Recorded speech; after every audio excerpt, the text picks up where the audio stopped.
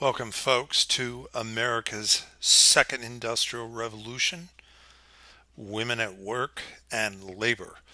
This is the first lecture now in what thematically constitutes the second half of our course.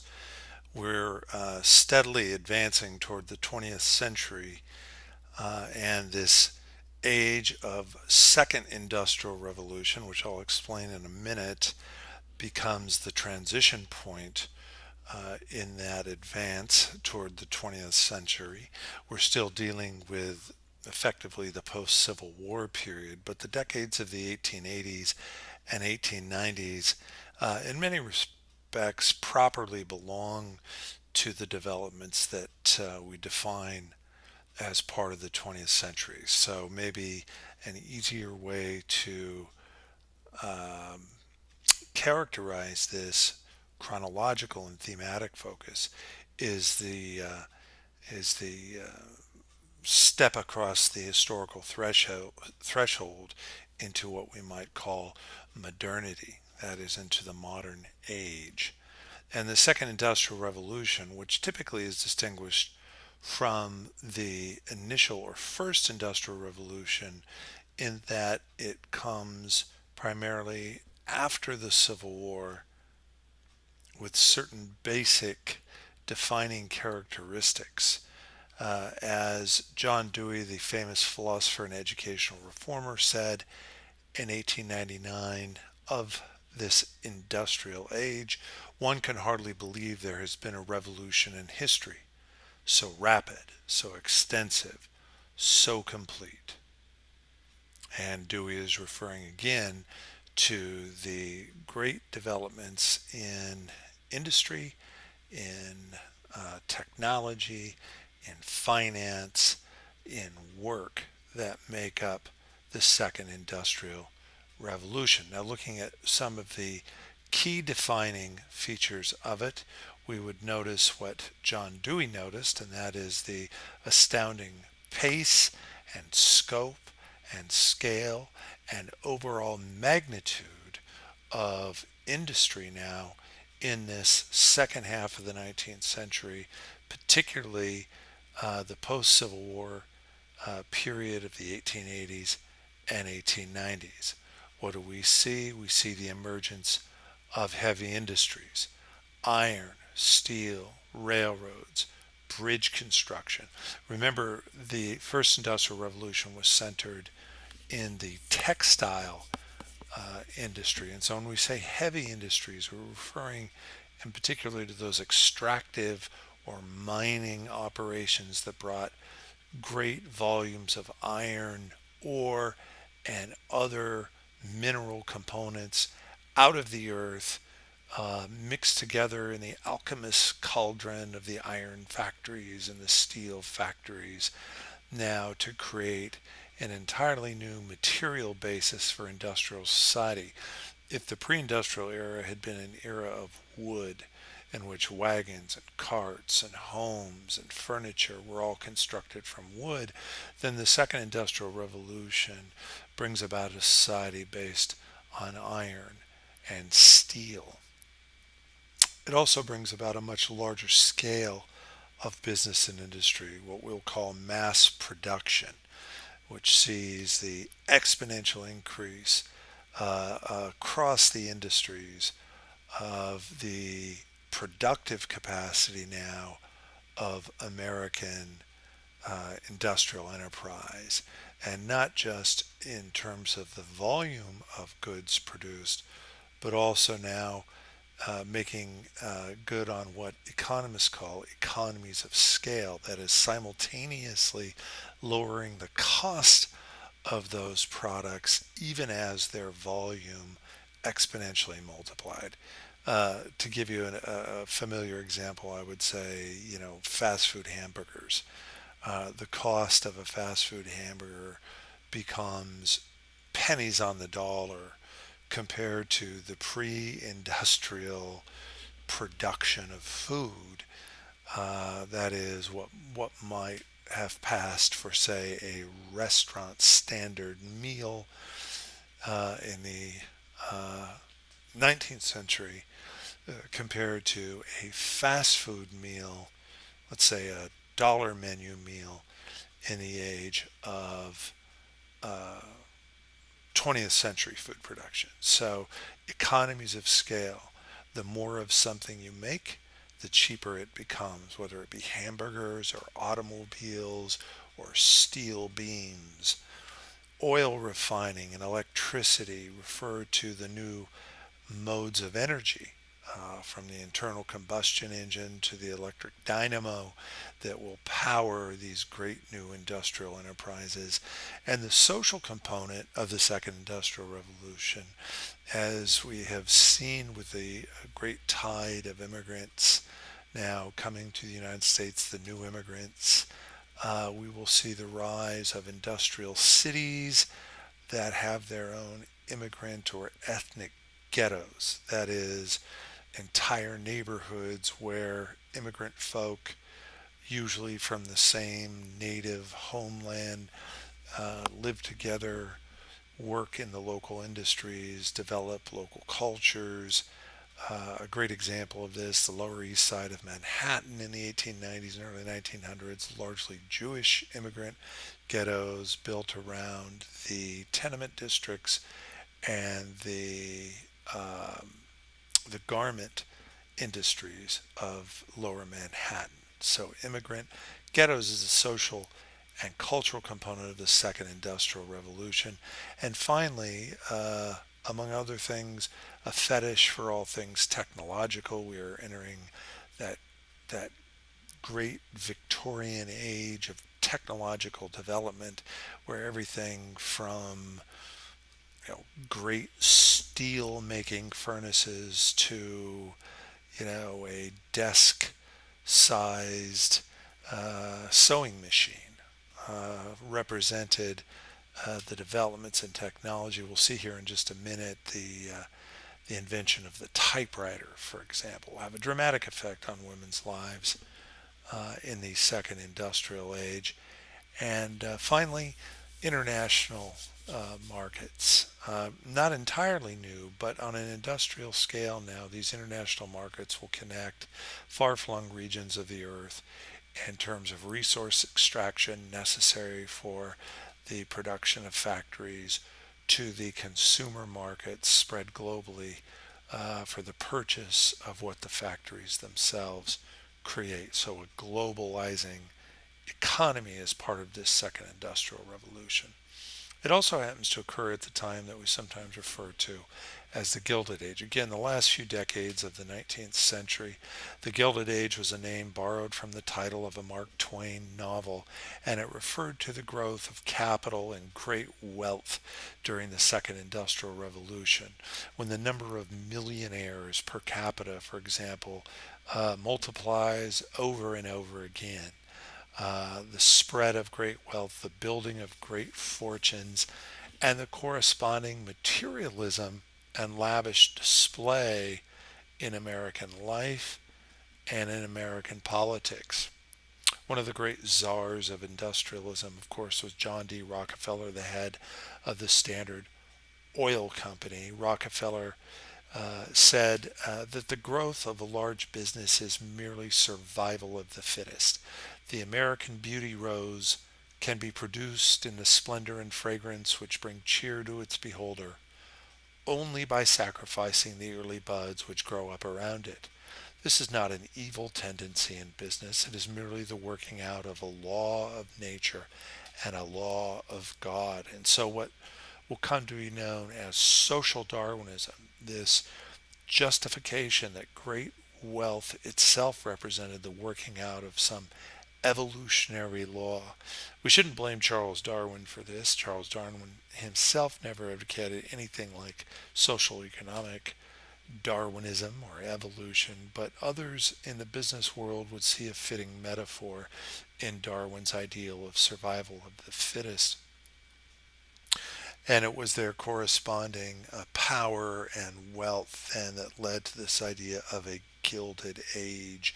That is something that has a kind of veneer of quality and veneer of luxury to it, but which really masks a kind of cheaper, even uglier interior. Here's a cartoon showing John Rockefeller examining in miniature the Congress of the United States and Treasury Department held in the palm of his hand.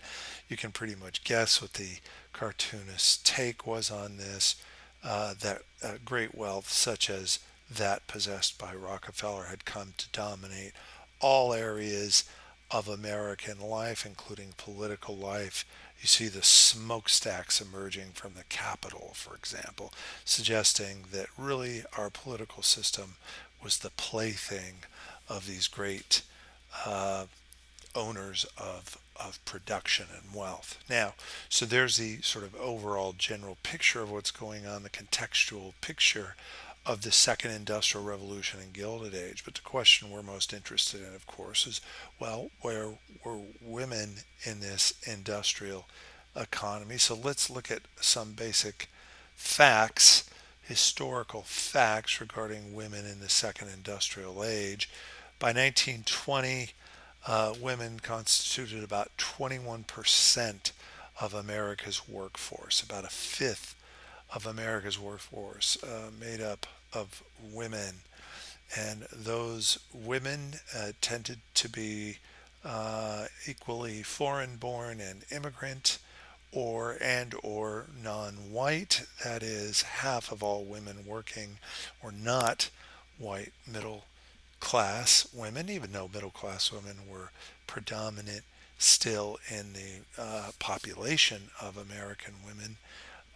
Disproportionately, American women workers tended to be foreign born and or non-white. They tended to excel in certain fields of employment such as domestic service, manufacturing, and with each passing year, clerical work, which originally had been the domain of young men, will increasingly become the domain of young women. Um, Many of those who are working are young and unmarried. We're referred to often in the parlance of the age as working girls rather than, say, middle aged or even married women. There are some exceptions to this. Single mothers make up about 10 to 15% of the female labor force, and black women, more often than white women in the working force, were married. And the reason for that, there's a few reasons for that. One is because of the higher level of poverty among non white workers. It was often incumbent on both men and women to work in order to make ends meet and support families, for example.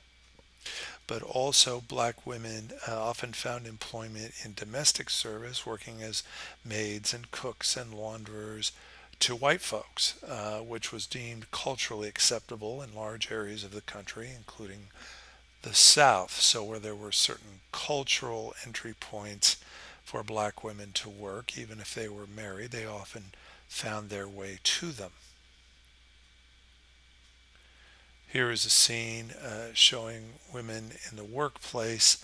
These happen to be garment workers around the turn of the century. I mentioned the sewing machine before the needles trade, as they were sometimes trades were sometimes called. The needles trades were revolutionized, of course, by mechanical sewing devices like sewing machines that allowed women to work at a more rapid clip and pace. Black women as domestic workers, as I noted already, offered one of the sort of cultural loopholes, if you will, particularly for married women to work outside the home. We'll have more to say about the racial and class and ethnic divide of the female workforce as we go along. The labors and lives of industrial women. Let's put a spotlight now on the garment industry, sometimes called the sweating system, or even sometimes sweatshops, because the garment workers tended to be paid by the piece and not just by the hour. That is, the more they produced, the more they were paid. Thus, the idea of laborers sweating to earn their pay, often considered to be unskilled, particularly with the rise of more mechanical contrivances like sewing machines. They tended to be female dominated, workers who could be easily replaced due to the low threshold of skill required, jobs that could be learned pretty effectively on the job, and making substandard wages. That is approximately about half of what male workers earned for work at the same time. So, this sort of female wage, we might call it, or gendered wage, reflected the view, prevailing sort of paternal view at the time that, well, to pay women too much was to undermine the family. That in the Victorian era, the idea that the male was the breadwinner in the family, and at most, female income should only supplement that of the male, lest the hierarchy of the family itself be upended. That and the normal drive by capitalism to lower labor costs to the very lowest threshold was the other reason why these wages would have been so relatively substandard. The percentage of the non agricultural labor force that was female, however, was on the rise. At the time of the Civil War, only about 10% or so was that is 10% or so of the workforce was female.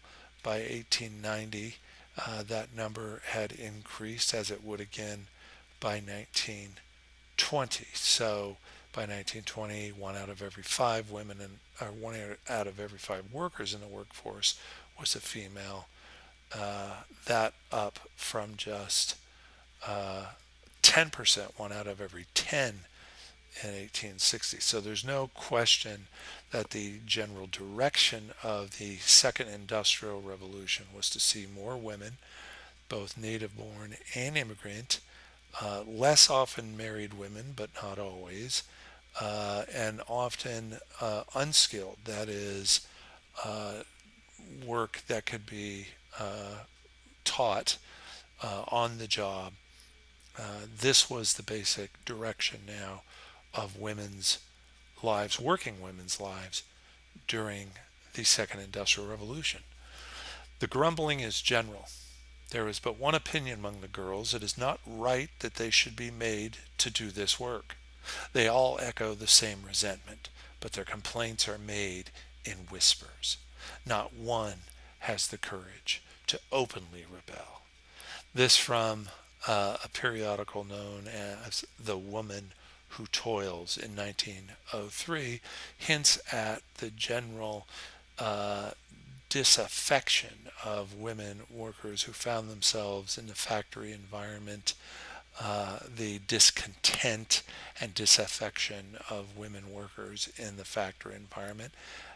And we can look a little bit more closely at that and blame it, I think, on what we might call the tyranny of the time clock and the division of labor. Also from The Women Who Toils in 1903 is the account now of one woman who went undercover, if you will, and became a factory worker. She was actually a woman from the middle class who took it upon herself to learn about the lives of working women. And she recognized that when she first came to the job, it seemed remarkably easy and almost effortless.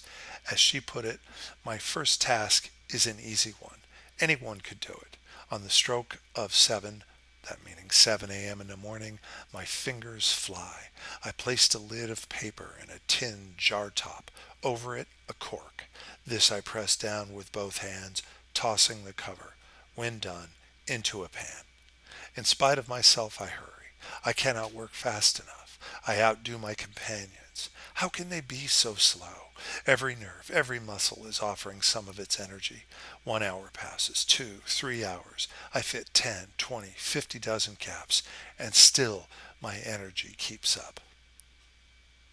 That same woman who felt so empowered the first day to do her job, her simple, repetitive tasks so quickly, so effortlessly, had a different view of things a few days later. For the 2 days following my first experience, she wrote, I am unable to resume work. Fatigue has swept through my body like a fever. Every bone and joint has a clamoring ache. So, not just the general exhaustion, but the repetitive stress takes its physical toll on the factory workers. Here you see a picture showing Heinz pickle factory workers, the same kind, in this case, the same kind of repetitive task I was going to say. In this case, applying labels to the pickle jar. Um, this is what we refer to as division of labor. If you think of the pre-industrial era and you think of skilled workers, tradesmen, artisans, craftsmen, taking the raw stuff of a product and working it to um, its final version, applying skill and patience and diligence, a crafted product.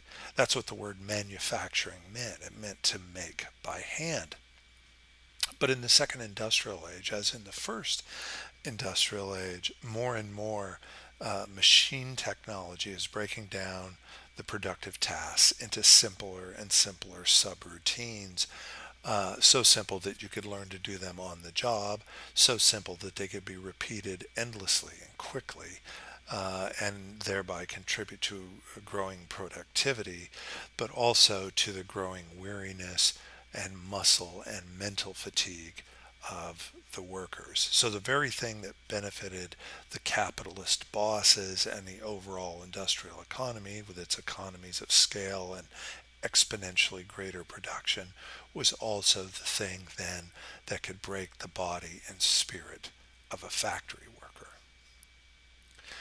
I mentioned clerical work. Yeah, clerical work, the work of secretaries, uh, principally in the uh, pre-industrial and early industrial days. You think when Abraham Lincoln was president in the 1860s, he had two secretaries, and both of them were men. The job of drafting letters and taking notes and archiving records was essentially male work. But in the second industrial age now, increasingly mechanization will once again reduce the tasks of clerical workers into simple and repetitive routines. By 1900, new fields are emerging, new fields in government work, copyists and stenographers, new work in mail order houses, banks, and insurance companies, what we'd consider office work, for example, and of course the development of the typewriter. All see now the migration of women into this formerly male profession, the migration of women now as workers into the clerical trades. And I find it ironic that the man usually credited with inventing the typewriter, Christopher Latham Scholes, he was a printer by trade, but he resorted to a mechanical device that he created that could do the work of printing because his workers at his printing press went out on strike. So upset were they with the conditions of work in his shop, and it was that necessity of making up for their lost labor that led to the creation of this first machine for typesetting. That is the prototype of what became the practical typewriter.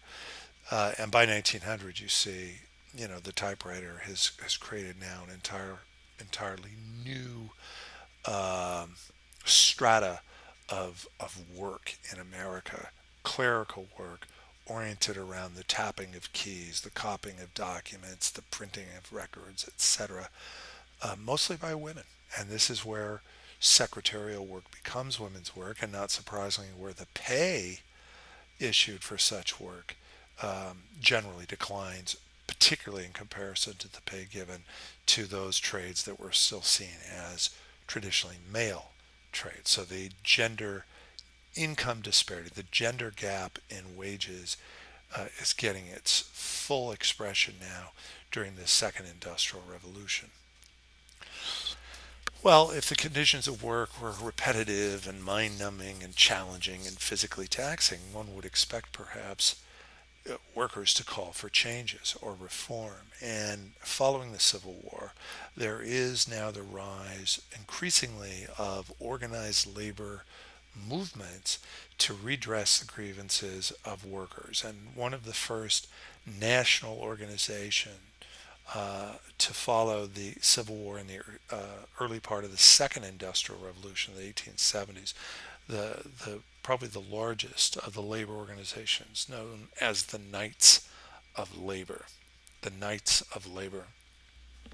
After the Civil War, the Knights of Labor became the nation's largest labor organization with over 750,000 members, dedicated to serving the interests of what they called the producing classes. They included all categories of labor except bartenders and bankers, and lobbied to shorten the workday to 8 hours, abolish childhood labor, that is, child labor, and to admit women workers now into full membership after 1881. Lucy Parsons, here on the left, was a woman of color and a organized labor activist. She was the wife of one of the labor leaders accused, convicted, and executed in Illinois after the famous Haymarket Square riot, which was blamed on organized labor by the government in Illinois. So she lost her husband as a kind of martyr to the cause of working people.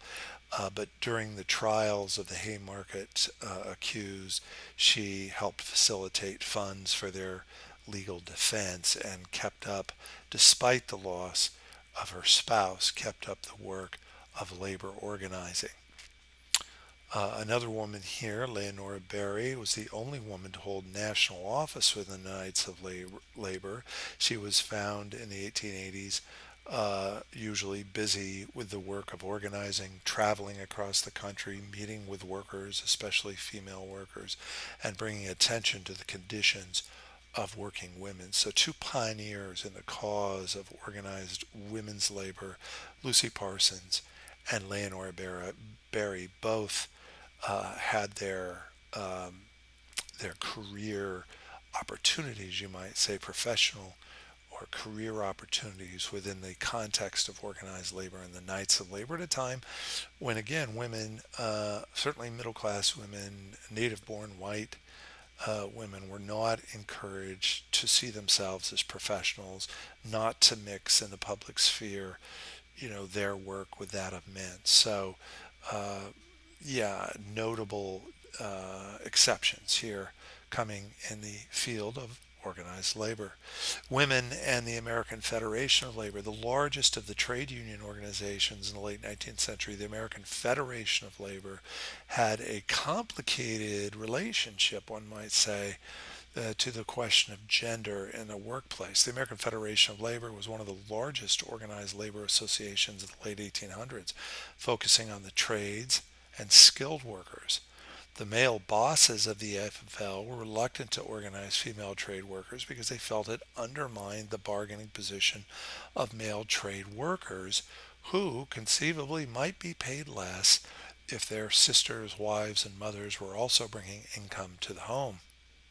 At least that was an argument often put forward for not paying women more or paying them equally to men, is that it would basically mix up not only the gender patriarchy of the home, but make women now breadwinners compared to their men, and thus, again, undermine the basic patriarchal foundation of the Victorian home.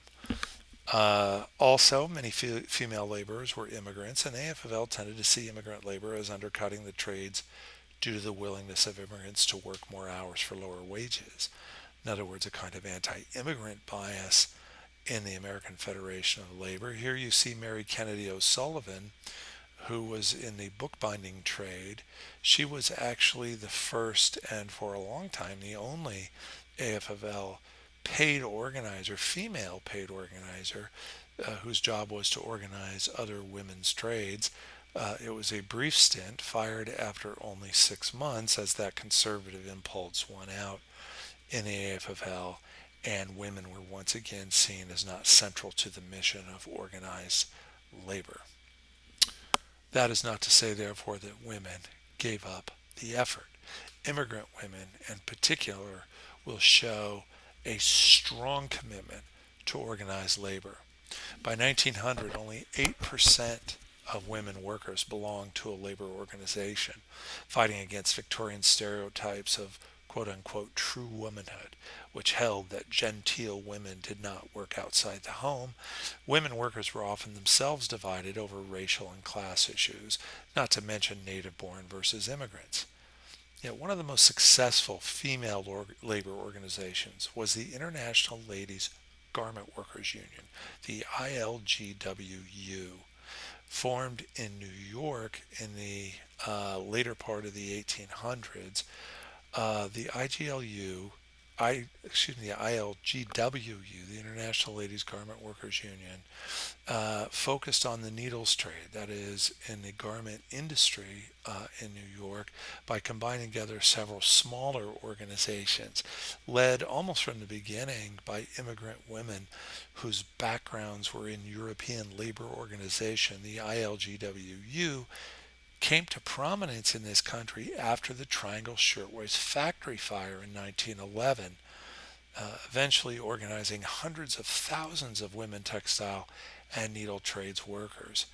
Here's the connection. In the 2 years prior to the Triangle Factory fire, it had been the ILGWU, the International Ladies Garment Workers Union in New York, that had called strikes, labor strikes, including the Triangle Factory workers, many of whom, as you'll recall, were young immigrant women, Jewish and Italian Catholic women, called them out on strike in protest of the dangerous working conditions and substandard pay. In every instance, the factory owners in New York resisted and refused the entreaties of the Women's Union, and then came the Triangle Factory fire. One of the leaders of the ILGWU was Rose Schneiderman, herself a Jewish immigrant woman who worked in the needles trade in the garment industry. This is not the first time girls have been burned alive in this city, says Schneiderman after the Triangle Fire. Every year, thousands of us are maimed. The lives of men and women are so cheap and property so sacred. There are so many of us for one job that it matters little if 146 of us are burned to death. So there's the striking critique by Rose Schneiderman of the capitalist basis for women's work in New York City in the garment trade, which seemed to reduce the lives of women to that of, expendable commodities. Now, it's true, however, that there is going to be great reform carried out after the Triangle Fire, and this will help groups like the International Ladies Garment Workers Union.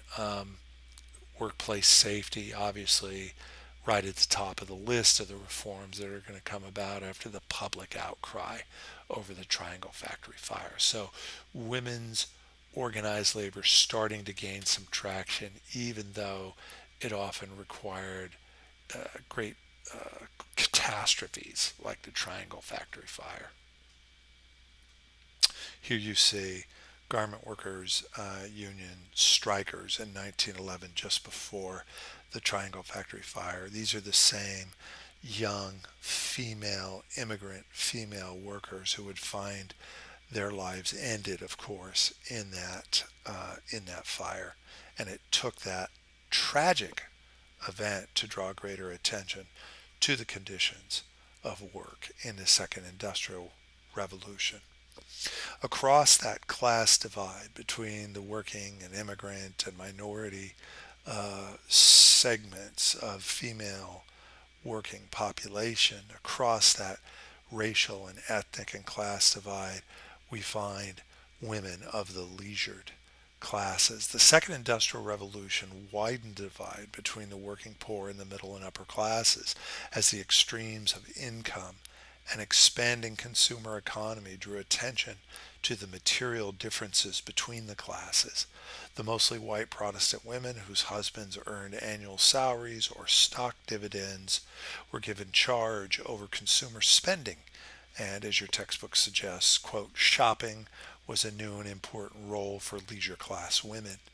New department stores such as Fields in Chicago and Macy's in New York provided home furnishings and decorative items along with clothing and other marks of what would become the class distinction of the leisure classes in America.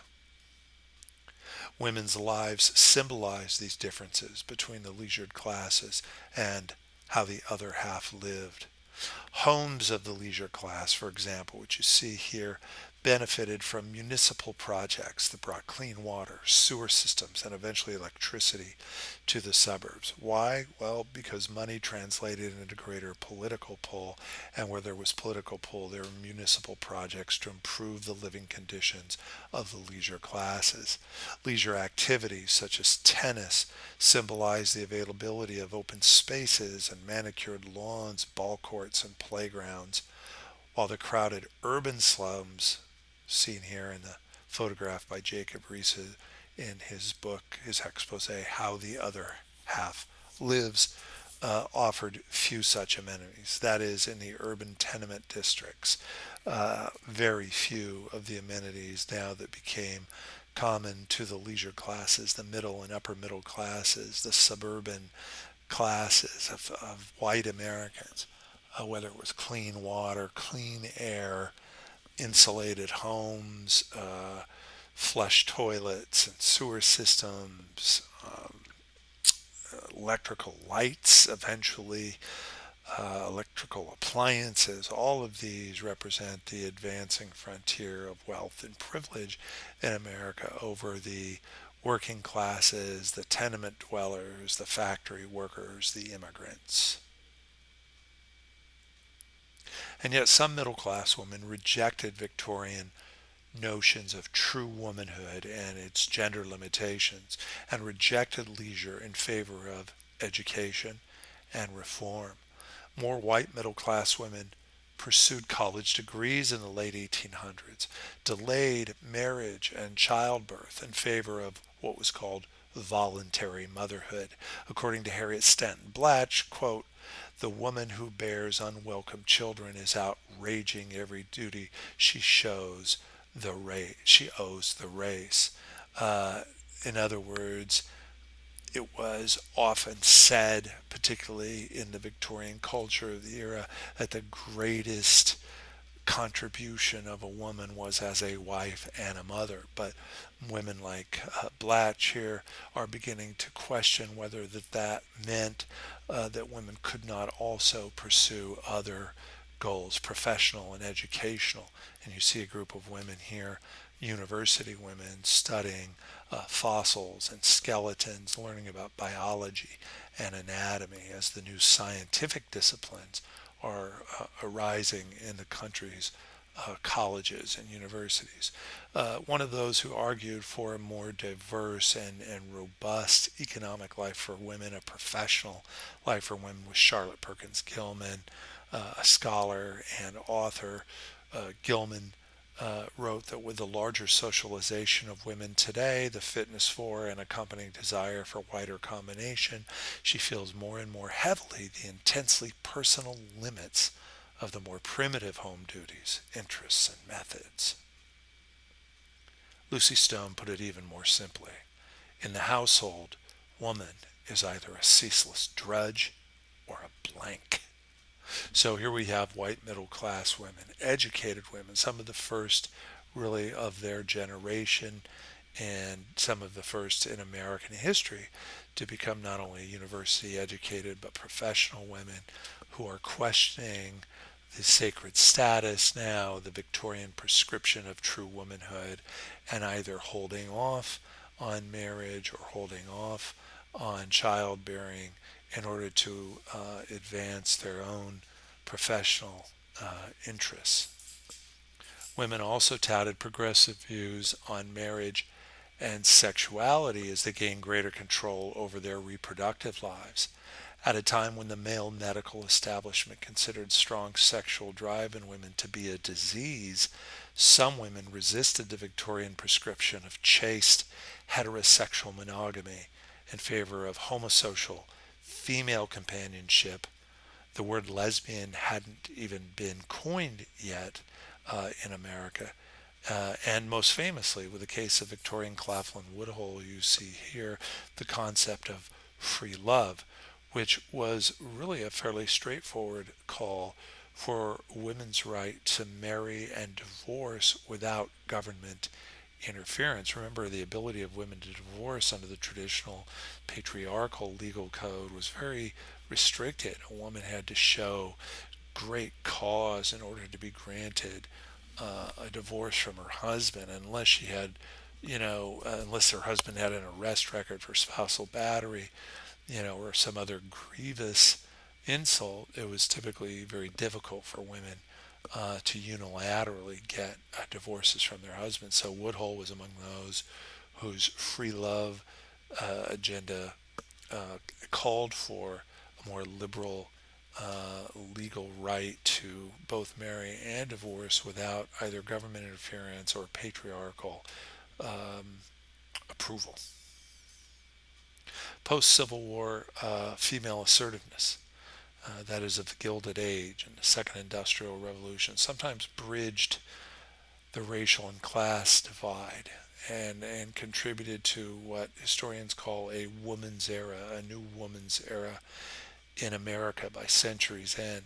Participation in Gilded Age women's societies provided numerous women with new opportunities for collective activity, intellectual growth, and public life. As your textbook authors have it, women's clubs sprang up across the country, dedicated to a wide variety of interests and causes, from literary to social and cultural uplift. Women's clubs were not limited racially or ethnically to white women and could be adapted across class and ethnic and racial lines to projects of uplift among minorities and immigrants. Here, for example, is Mary Church Terrell, the daughter of slaves and one of the first African American women college graduates in this country. She was a teacher, an activist, and a founding member of the National Association of Colored Women, the NACW, which was a kind of umbrella organization for local clubs that black women formed in the Gilded Age to bring together their common interests and common concerns, often as not only wives and mothers, but also as working women. So, this penchant toward association, toward clubs, toward organization, whether it be in the women's club movement or organized labor, is also now part of the women's experience of this second industrial age. And as we bridge from the 19th century to the 20th century, we'll see how in all areas of public endeavor, in all the many spheres of American life, women will increasingly find their way uh, across barriers, legal barriers, traditional barriers, to find their interests represented.